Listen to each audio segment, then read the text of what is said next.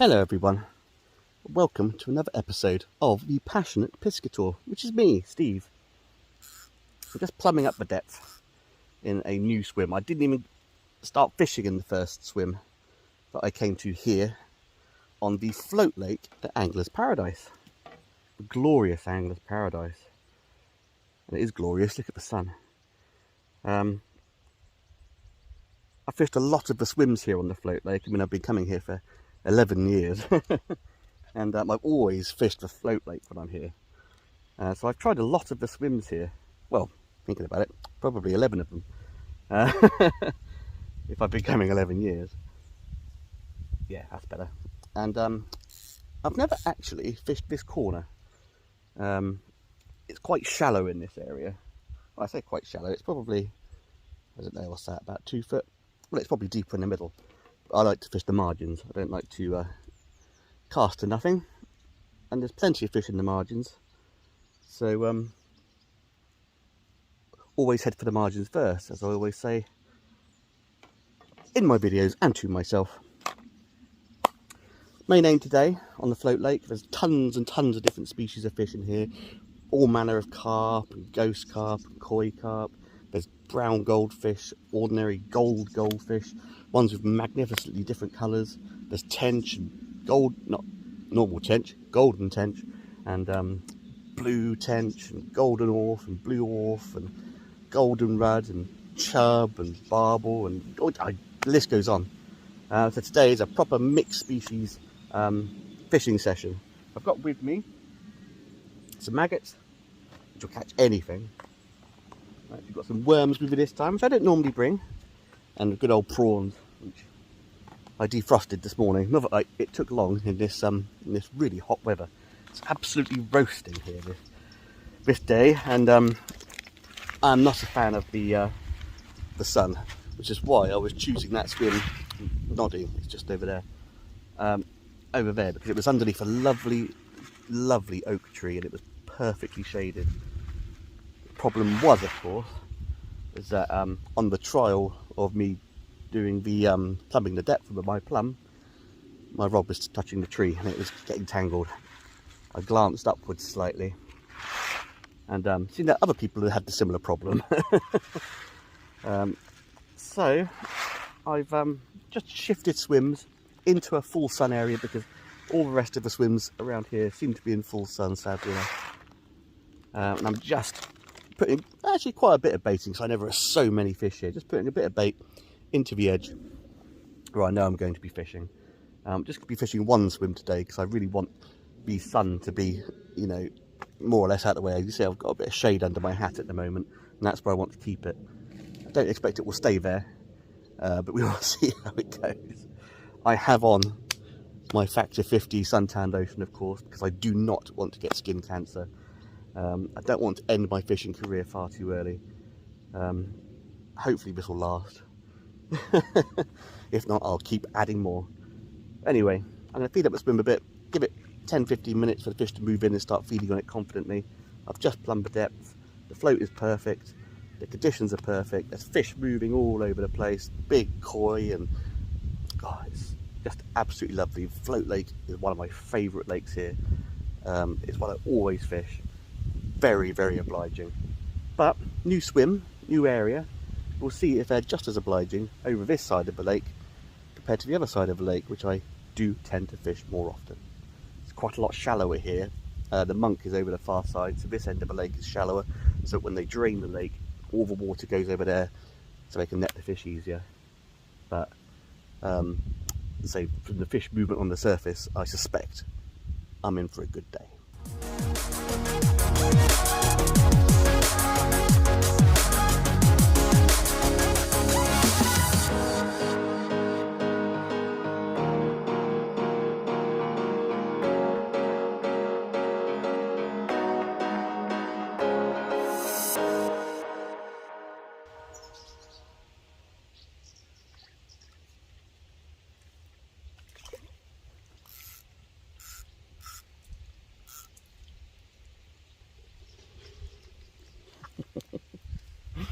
First fish of the day. And what do we have? Just unhook him. It is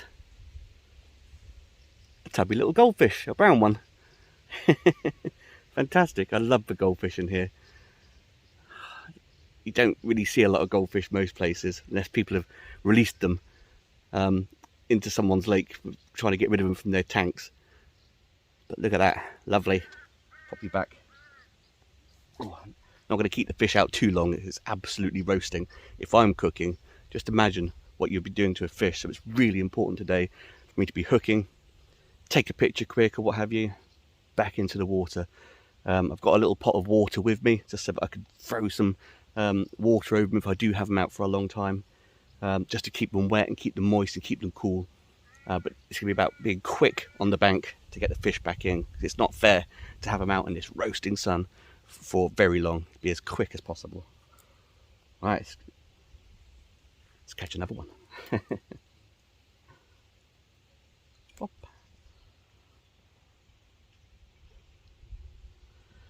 Oh, I can feel it beating down on the side of my face.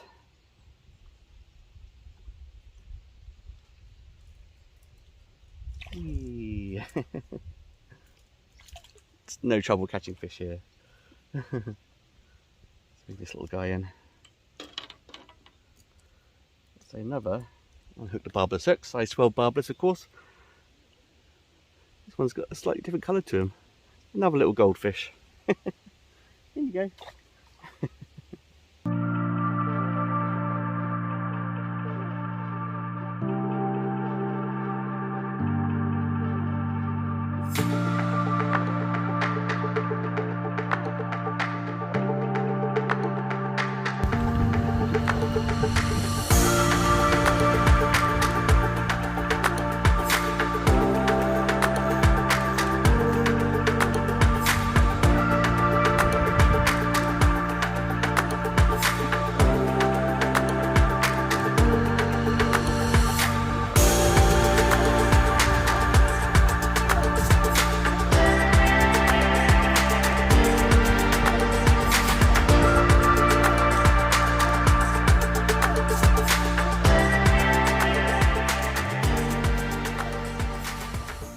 Loads of brown goldfish in this corner, but it's nice to get the odd really golden one. Look at this little guy, it's holding a bit better. God, look at the sun on him, so bright. Fantastic. Pop it back, quick. Yeah, slime. Blah.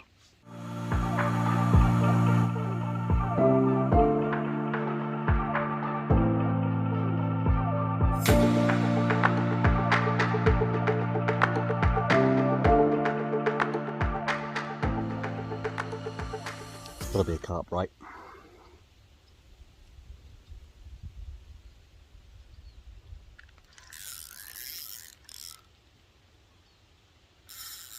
It's quite shallow here, so the fish don't really have anywhere down to go, so it's all sideways. It's all rage and power going left and right rather than up and down.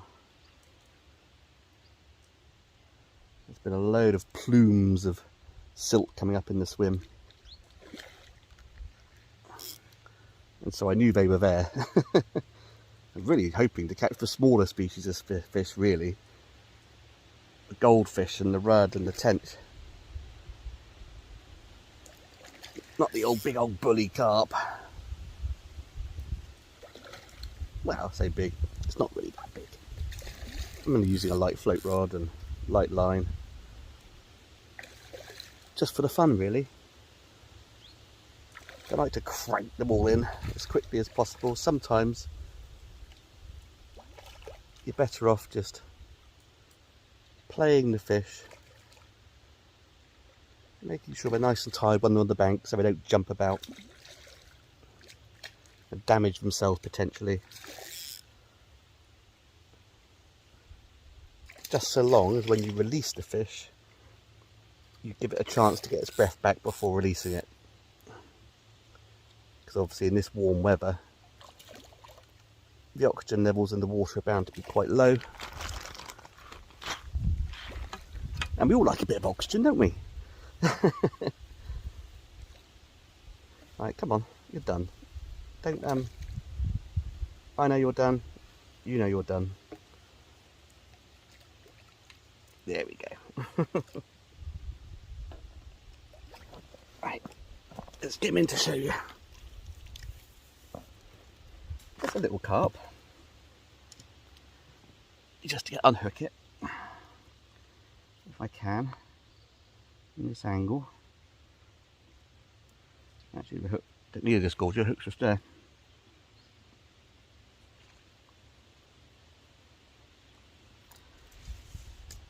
Hook's just in the corner of its mouth. I have to get out with my fingers. Right, holding the net below you. So if he does jump back into the net, of course, you normally put him into onto a unhooking mat anyway. As I'm just showing you and popping them straight back. There we are, look at that. Showing up a real shine in this really, really hot weather. A lovely, lovely common carp. Beautiful. Quick kiss. Don't keep him out the water too long in this hot weather. Let him sit in the net, get his breath back. Oh, apparently he doesn't need his breath back. He's kicking and that's it, he's ready. There he goes, lovely. Always taking care of the catch. And take care of yourself too, of course. Right, and I change up my style. I've been fishing away in the margins here with some little micro pellets, maggots and prawns and worms. And I've got quite a lot of goldfish under my belt, along with a few rudd and a few other little specials. But actually now I've been casting out into the open water, throwing out some free maggots. I'm hoping to get some rudd feeding on the surface. I love rudd fishing, and the rudd here are magnificent, really, really golden. So I've taken off the dropper shot, still the same length of line of what I was fishing in the margins. I'm just going to swing the bait out into the swim and see what comes along. Boop. Instant rudd. I'm going to plug away at this for a little while, see if I can get some slightly bigger ones. There's some really big rudd in here, if you can get through the tiddlers. But also a chance of all. Well, all the fish, of course, there's a chance of. Get a maggot on. There we go, there's a few koi out there, there's a few carp cruising around out there. But the key to this method is to keep the bait going in, little and often, to get the interest of the fish. So, into the net. Come here. There we go. Luckily the net's right there. So I often find that with a barbless hook, I get my net right there, that's it. And that way it could be a fish catcher when they ping off the hook. With a barbless hook and the little rudd pinging about, they often unhook themselves, which is great for the fish, of course. But it's important to have I've got a mat underneath my feet, I've got the net here, so if they do ping off and go to land on the bank, at least they're landing on something nice and soft. Oh, that one didn't even make it to the bank, he went straight back into the water. Yeah, just swinging the bait out, I can see the fish in front of me, I don't need to cast even to actually get them feeding. Woo! Always a slightly bigger one. Hey! And I'm going to bag up on these beauties. And what beauties they are. Look at that. How about that for a rudd? It's absolutely fantastic. Oh, looking for my disgorger, of course it's in my hat. My usual place. I keep my disgorger. And the good thing of this, of course, is even if the maggots are a little bit chewed up and manky, you can still swing them out. As long as there's a bait on there, they don't really seem to mind. And you can just keep catching all day long. It's a bit frantic. Whoop. Oh, that's an even bigger rudd. Look at that one. We're getting there. We're getting some sizes. There's my disgorger. There we go. Whoop. I was going to show you, but you jumped back in the water. A lively little fish on a rudd. A lot of anglers find them a pest here on the float lake, but if you are intentionally targeting rudd, you are in for a really good time. a really good time. Be careful of these carp because there's loads of them milling around on the surface. Boom. Oh, hey. Oh! That's why it's important to have a net on the banklet. There we go. Okay, I'll swing that in.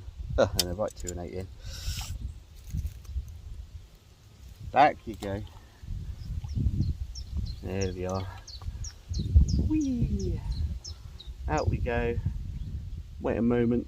Keep an eye on the float. Actually, you can keep an eye on the line. You can see the line moving before the float does, like I did just then.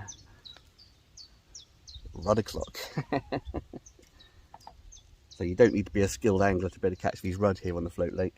Oh, I put it down there, not in my hat. What do you keep under your hat? Disgorger, that's me. Oh, just tangled and hooked myself a little bit there. It's fine. Back under the hat. Maggots are manky chewed. Oh, just hit a carp on the head by accident. I'll caught the twig actually. Well, it makes much difference, I'm sure. The rudder will still come up for it. And boop. Meow. Come on, buddy. A few overhanging trees here, which is a pain. Absolutely fantastic fishing. If this doesn't build up your confidence of angling, nothing will. It's also perfect for families, of course. What Angler's Paradise is really aimed at. The family fishing. You can bring your kids down here, and as you can see, they're not going to have any trouble whatsoever catching fish out of this float lake. Not at all. It's important to keep kids' concentration. You find when kids go fishing, if they haven't caught anything, and then, you know, like, well, some kids I know haven't caught anything in 10 seconds, they get bored. As you can see, 10 seconds isn't really the issue. Again, thankful I got the net because that fish fell into it. Out you come, into the water you go. Swing out another maggot. Oh, hang on. A koi went for that. Turned away from it. He turned away from it. They'll be catching little fish all day. Oh, back into the water he goes. I'm really close to the bank. I've got nets and mats. It's important, I find here, because it's so frantic and so many fish, that you do provide a little crash mat for them for when they ping off. Oh, I didn't even get a chance to throw out any maggots. There we go. Anyway, I'm going to plug away. Oh, I don't need disgorger for this one. In you go. Important to keep those kids active. Make sure they're catching fish. Make sure they're not getting bored. Oosh. There's no getting bored with these fantastic rudd. Hopefully I'll get some of slightly bigger sizes, but it's a bit of a war of attrition if you really are after the bigger rudd from here. It's important to have quite a few maggots and try and feed off as many of the rudd as you can to get to the bigger ones. Of course I could change baits. I could put a bit of pellet on to perhaps pick out the slightly bigger fish. Oh, koi went for that again. Big white koi out there.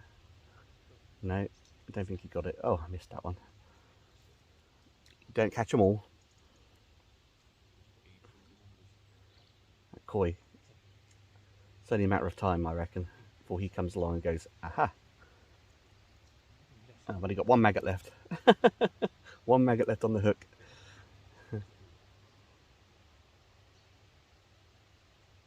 Boom. Meow. Oh, he fell off as well.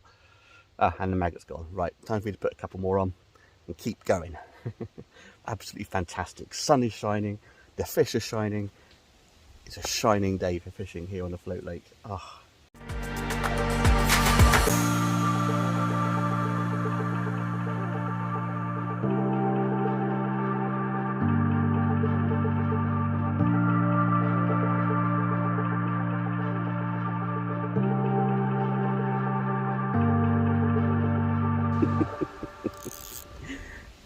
can we here?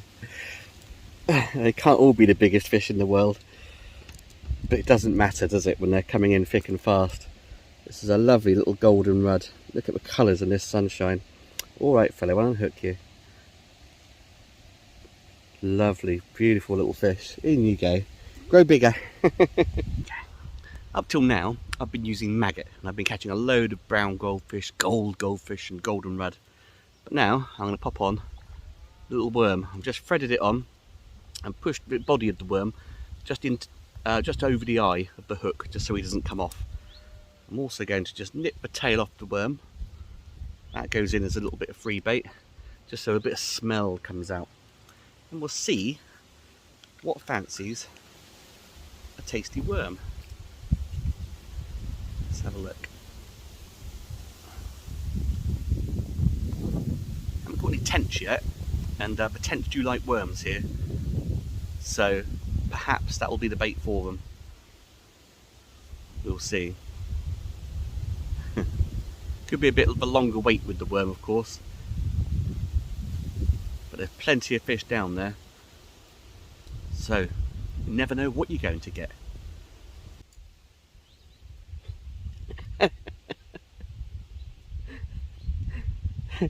How did this take a worm? Oh, you greedy devil. In you go. Oh dear.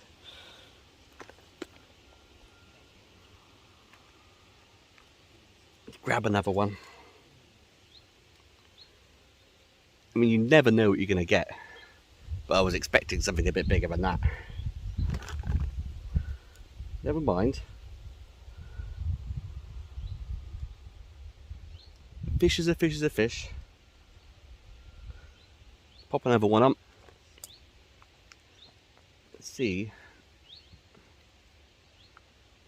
Something a bit bigger wants a worm. Oh, there's a big koi floating around down there at the minute. Maybe he'll want a worm.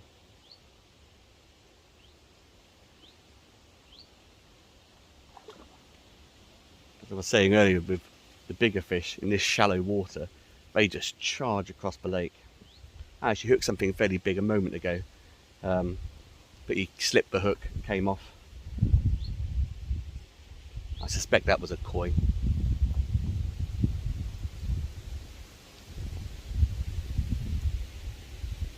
Replace that worm.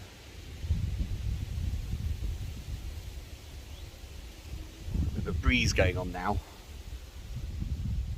Right for me, so it's trickier to get the bait exactly where you want it, but that's perfect. Floats dipping and bobbing all over the place. Smaller fish attacking it. I suspect that's how that rudd got caught.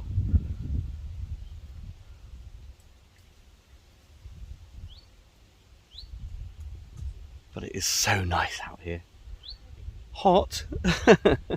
Very, very hot, but so nice. The best thing about the float fishing lake is, missed that one. Well, there's lots of best things about the float fishing lake. One of the best things is the fish here are very obliging. There's so many fish, and some of the other lakes here, the fish are a lot harder to catch. There's less of a head of fish in the water, and the fish are a bit more canny. So the good thing about coming to the float fishing lake is if you say yesterday had a day on one of the carp lakes and you only had like 1 or 2 carp or no carp, you can come here and it kind of just breaks the week up a little bit. So you've got some lakes where you're catching loads and loads of fish, get your confidence levels up, and then you can go back maybe to a more difficult lake another day. Aha, right, what's this? Yeah, you can go back to a more difficult lake another day, full of the confidence that you are still a good angler at least, although you don't need to be a good angler to catch fish here. What's this then, I wonder? Shaking its head. Oh, a little koi. Not that big one I saw.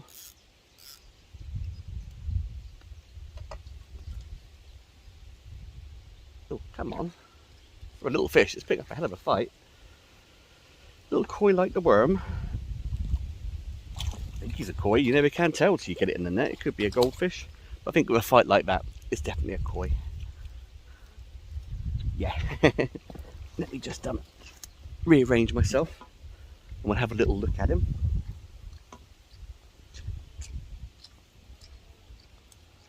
Come on then. Lots of energy over the net.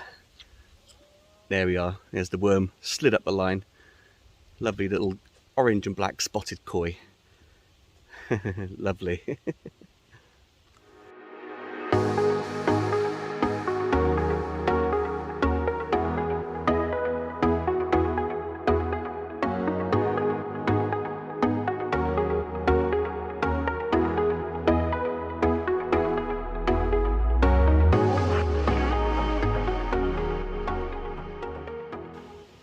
So of course you plug away all those glorious goldfish and goldenrod with your family, with your kids, making memories, and all of a sudden they go and catch something like this. Not a massive koi by Angler's Paradise standards, but an absolutely just magnificent creature. Absolutely fantastic. Look how orange that fish is. And this, yeah, this is where memories are made, isn't it? Look at that. Fantastic. And even me, as a 40-year-old man, still gets the same joy as a child catching this. Fantastic. Anyway, let's not keep them out of the water too long. It's a hot day. Thank you very much. Everything's golden down at Paradise. It's important, of course, to let the fish rest in this really hot weather before releasing it. This one put up a really good fight, as all koi carp do. Let him get some oxygen back into his gills. Let him just chill out a little bit. Very spirited fight. And when they're ready to go, hopefully we can get this fish back in. Oh, no, I'm not happy just yet. Let him have a little bit longer. There's no harm in it. There we go. And then when they're ready to go, like now, off he goes. Yeah, I think that koi had been eating some curry the night before. Gross. Where's my towel? Oh, I had a towel here and I put it down. I can't find it. Oh. Down the trousers it goes. You can wash them, it's fine. There's a full laundry service here at Angler's Paradise, thankfully.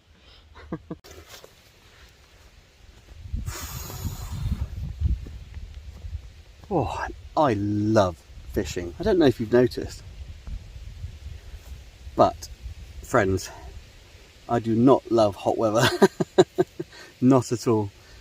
All throughout the summer, during all those heat waves we've been having, I have not been fishing. Your own health is just as important as that of the fish's. I don't like to get fish out of the water for too long in hot weather, and if it's really hot, I just don't go, honestly. Sweating. Anyway, I've just packed all my gear away. I'm just taking 10 minutes underneath the shade of this lovely tree here, just to cool down before heading back to the villa for something to eat and have a drink, relax a little bit. Not that fishing isn't relaxing, but relax away from the sun, I mean, and consider what I might do later on today, see how it goes. Maybe I'll just chill out, relax, go for a little walk, take some photos, maybe take a day out somewhere. It's not all about fishing, being on an angling holiday.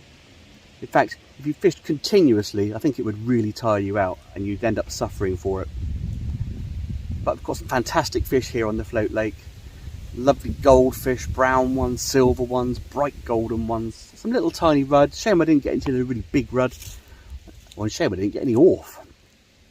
A few carp, a few koi, a real mixed bag, and that's what this lake specialises in. And none of them were particularly difficult to catch. A real confidence boost. Anyway, I hope you've enjoyed this little video, this little mixed bag video.